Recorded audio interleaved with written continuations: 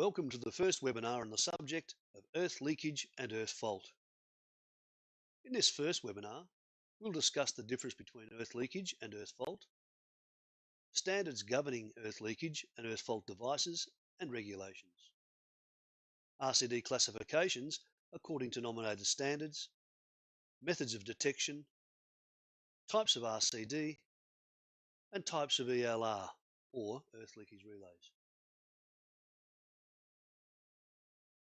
The standards governing the performance and definition of earth leakage devices covered in this presentation are AS NZS 3190-2016 for current operated earth leakage devices, AS NZS 61008-2015 for residual current operated circuit breakers without overload protection, AS NZS 61009-2015 residual current circuit breakers with overcurrent protection, and of course the installation standard AS NZS 3000-2018 wiring rules.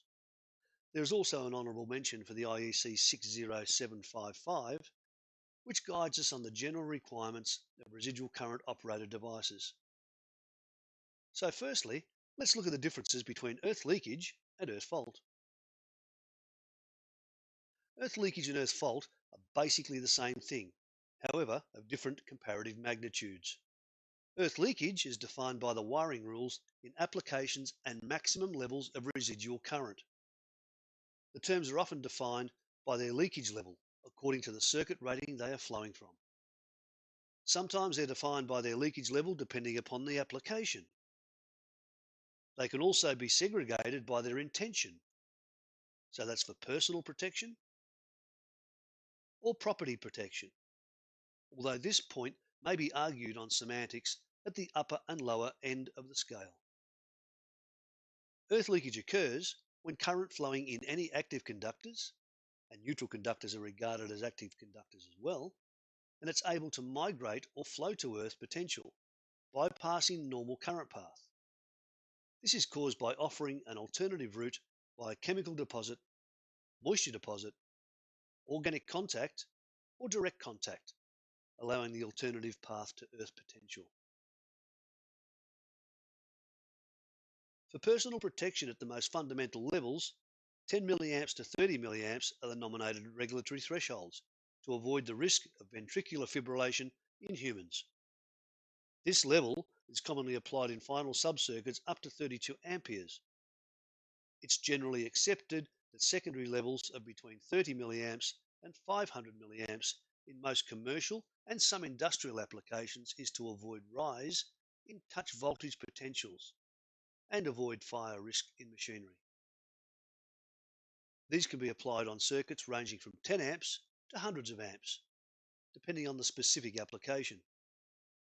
Earth leakage levels above these numbers and up to 30 amps are commonly used in top-end commercial applications and in mining to avoid fire and explosion risk. The circuits involved in these instances can range from hundreds to thousands of amperes.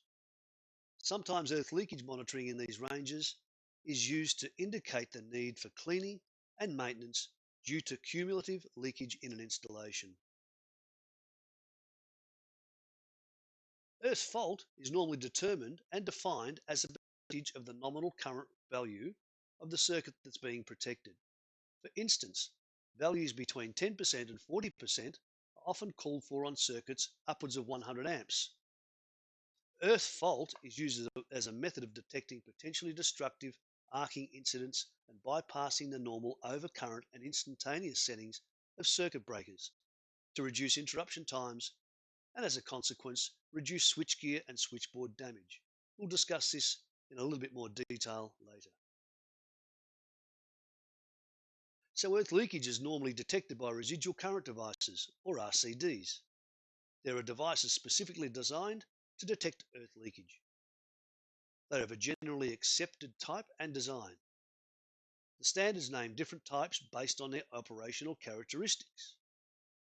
The devices are RCBO, RCCB, and CBR, otherwise known as earth leakage molded case circuit breakers, or ELMCCBs. We'll come back to these specifics shortly.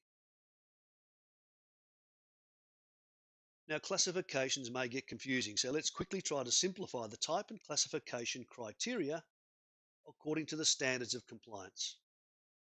Type designations are for RCDs that are capable of detecting different current leakage waveforms, irrespective of their physical appearance and other attributes. The AC, represented by a sinusoidal waveform symbol, will detect and interrupt AC sinusoidal waveforms and is the basic mandatory device for use in GPOs and lighting circuits in Australia. Type A is represented by the sinusoidal wave plus the humped looking waveform with the horizontal DC link. It will detect and interrupt AC sinusoidal and pulse DC waveforms of a specific frequency and magnitude range. This type is mandatory for New Zealand, but also suitable for Australia. The type AI are the same as type A, however, have an inbuilt immunity to short-term burst currents of short duration and high intensity, similar to the surges of 8/20 microsecond waveform we use for surge protection devices. Type B has many waveforms in its identifier. It will detect and interrupt, as for type A, as well as overlaid or primary frequencies up to 1000 Hz. Also pure DC and pulse DC as if from a VSD inverter. Type F is a device as per type A, but with additional sensitivity to ensure tripping on higher frequency leakage. This higher frequency leakage is typically caused by inverter or air conditioners and similar semiconductor power control devices, mainly single phase devices. Type S is a type A device with a specific time delay included in its tripping characteristics. S stands for selectivity, meaning this device is used for placement upstream of other reticulated earth leakage subcircuits to detect any cumulative earth leakage or additional earth leakage upstream of the final subcircuits. The standards define specific operational characteristics and bracket them into 4 types of behaviour for ease of definition within the standard. Type 1 RCDs with a trip characteristic level not exceeding 10 milliamps are devices that are used in medical areas, wet areas in preschool facilities, and other specific applications. In actual fact, their detection threshold extends from 5 milliamps to 10 milliamps. For all values of nominal and multiple nominal injection, they will have a maximum breaking time of 40 milliseconds. So that is a maximum breaking time of 40 milliseconds at all levels of injection. Type 2 RCDs and relays have a trip characteristic between 10 and 30 milliamps. These are by far the most common type specified by the installation standards and used for personal protection. The 30 milliamp rated device has a detection threshold between 15 and 30 milliamps. At 1 times I delta N, a maximum breaking time of 300 milliseconds is allowed. At twice delta N, 150 millisecond maximum is allowed. And at 5 times delta N and above, the maximum break time is 40 milliseconds. For all of the values, relays must actuate their output within 25 milliseconds and allow for the tripping time of the connected primary interruption device. So the relay must allow for external devices to trip and open the circuit under all conditions. Type 3 RCDs and relays have a trip characteristic between 30 milliamps and 300 milliamps without a trip time delay. In general, these type devices are used for machinery fire prevention and reduction in the likelihood of subjecting persons to exposure to leakage currents from fixed machinery and devices that are not likely to be handheld or have a high risk attached. The maximum breaking times nominated are as for type 2 devices, but at an elevated I delta N. Again, relays must break earlier so that it allows upstream device or the controlling device to open the circuit. Type 4 RCDs are as per type 3, but with a tripping time delay in their characteristic. A typical example of this would be the type S device used for system selectivity and accumulated leakage in a system. As you can see by the chart, the threshold level is the same as type 3. However, the maximum breaking time for electromechanical devices is much higher than type 3. The type 4 relay has a minimum non-actuating time for it to be classified as this type. In other words, it must not operate earlier than those subject times that we see here. Where the asterisk is shown against the relay trip time of 25 milliseconds at 5 times I delta n and above, a longer time to trip is allowed only if the combination of the relay and the interruption device does not exceed 40 milliseconds. So, RCBO, RCCB, ELR, or maybe a CBR. Which one are we going to choose? So let's look at an RCBO. RCBO is an earth leakage device with a fixed characteristic that also has overload and short circuit tripping characteristics. This means it can be used as a standalone circuit protection device, and there are many in the NHP offering to choose from. The most popular in recent times has been the M6 RCBs of the CAN variety. This RCBO is a two-pole interrupting unit and complies with the new regulatory recommendations for suitability for reverse feeding. The RCCB is a residual current circuit breaker. These devices do not have overcurrent or short circuit protection incorporated in their operation. They must be fed from and protected by a device with these characteristics. They also have a fixed earth leakage characteristic trip level.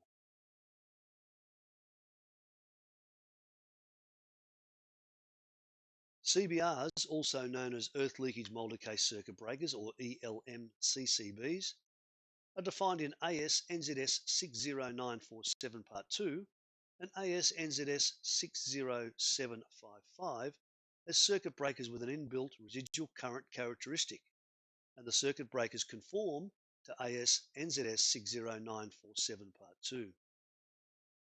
They're manufactured mainly for industrial applications and can be used as a Type 3 or a Type 4 earth leakage device. Some of these breakers can be fitted with a pre-trip alarm module that's settable at 50 to 70% of the selected earth leakage trip level. At this point, I'm going to interrupt myself a little bit for a special announcement of an upcoming webinar based on the introduction of another safety protection device called an AFDD or arc fault detection device. Although technically not an earth leakage detection device, when used in conjunction with a miniature circuit breaker, they can detect and interrupt circuits that may have developed parallel or series arcing faults between active conductors or active and earth by detecting disturbance patterns in the supply waveform. Look out for this webinar based on these devices, but for now, let's get back to the main subject matter. Earth leakage relay. ELR is an earth leakage relay. They are normally electronic monitoring devices that require input from an external toroid. A toroid is a current detection device similar in looks to a current transformer, however with far greater sensitivity and some different characteristics. The toroid detects minute balances in the magnetic field surrounding conductors passed through it. Magnetic fields is of course generated by the current passing through conductors. When an imbalance is detected, the toroid outputs a signal to the relay, which trips an external feeder to the circuit. The ELR has an adjustable detection threshold and time delay characteristic. They're not suitable for personal protection and are commonly used in mining and industrial installations to detect issues in the field equipment. They're also excellent maintenance monitoring tool, as they'll often have a digital display giving real-time leakage level indication. Many have warning level output contacts that will alarm the leakage level means a trip is imminent. Some devices also have ability to network with communication systems for monitoring and control purposes. In mining installations, devices must comply to AS NZS 2081. Further information will be provided in a future webinar, and in addition, earth leakage devices in general need to comply with AS NZS 3190.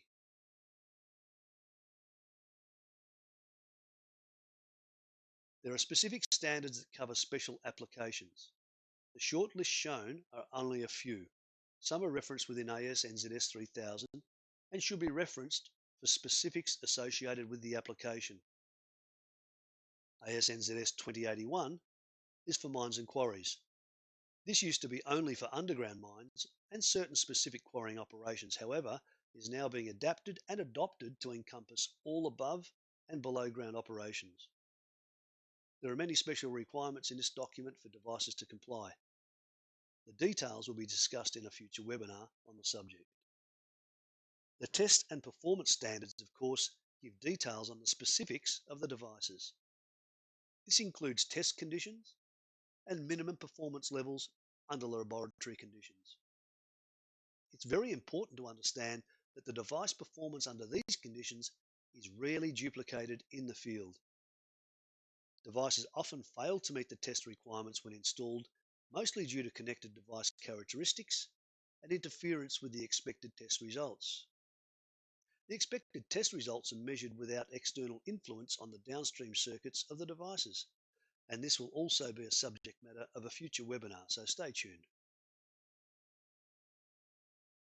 So selection of RCDs and ELRs according to application and functionality. Relevant information for selection should be based on some or all of the following. What's the voltage level and the circuit current rating? What's the expected connected load type? What is the practical trip threshold? And what's a recommended trip threshold? Does the process need a warning level indicator or an output? Do other circuits on the supply need to be shut as well? Will tripping of other circuits cause dangerous or undesirable outcomes? Are there other physical means that can avoid using RCDs in the application if the application gets too difficult? And what device do I use? RCBO, RCCB, CBR, or ELR?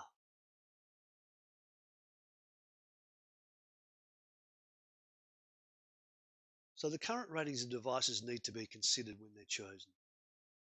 We see here an example of the accepted way of feeding three final sub-circuits of power through one RCB. Now, under AS3000 regulations, the maximum number of circuits to be fed by one earth leakage device is 3. Is this the correct method?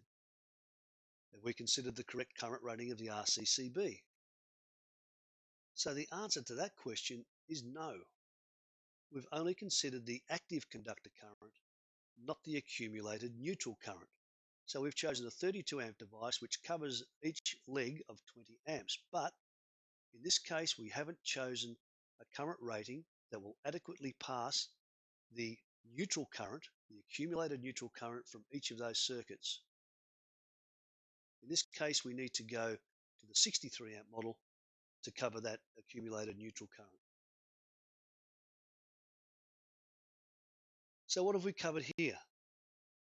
This should now give us a good understanding of most of the regulations and performance-based identification criteria for the selection and expected performance and usage of earth leakage devices.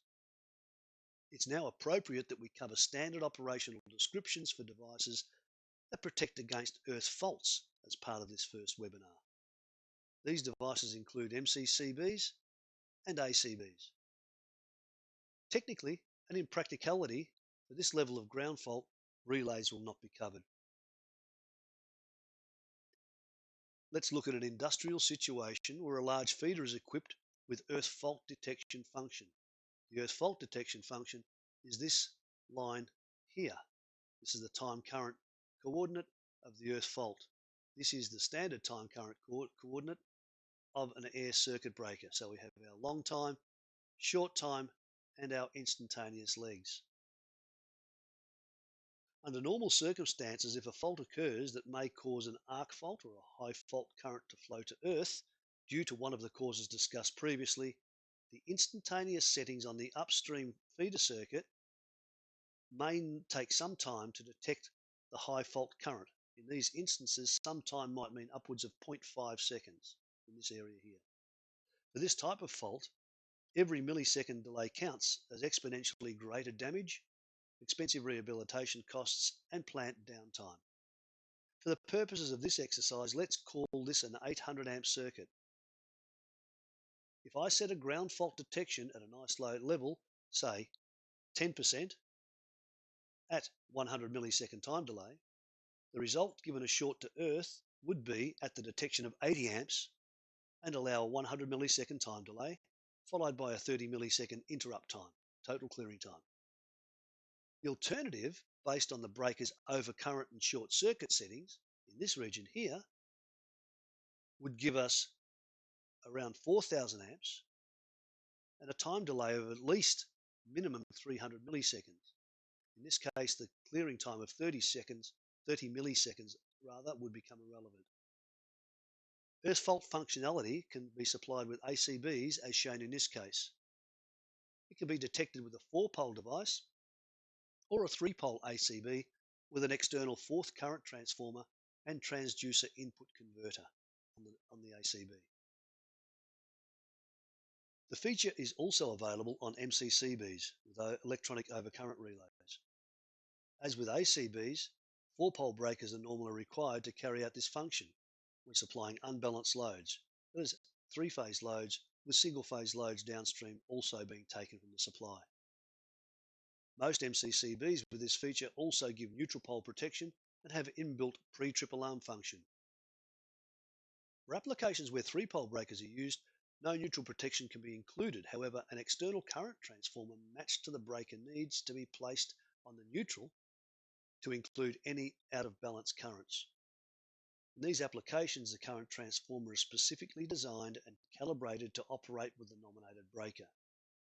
The current transformer only needs to be Class 1 accuracy, not a protection class, to avoid saturation, as the expected current flow could never exceed 2 times the nominal rating of the main poles, even under short circuit conditions on this neutral conductor. So we trust that this presentation has clarified some terminologies, the classifications and standards surrounding the earth leakage devices and their use. We've also clarified the difference between earth leakage and earth fault and methods of detection. So look out for our follow-up webinar where we will be discussing some actual applications, issues, and some fixes for common problems. Thank you for tuning in. And if you'd like to ask questions and have some answers sent to you, please feel free to email me at syoung@nhp.com.au or call via our customer service line on 1300 NHP in Australia or 0800 NHP in New Zealand.